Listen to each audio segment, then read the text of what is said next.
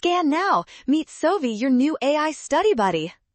Finding the derivative of an inverse function is actually super easy if you follow these simple steps. Let's solve this table problem together right now.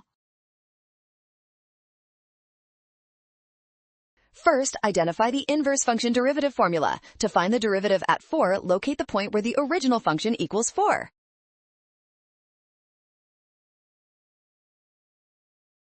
Looking at our table, we see that the function f equals 4 when the input x is 3. This means the point on our inverse function is 4, 3. Let's go! Finally, take the reciprocal of the derivative at 3. Since f dash of 3 is 5, the answer is 1/5. Option B is correct.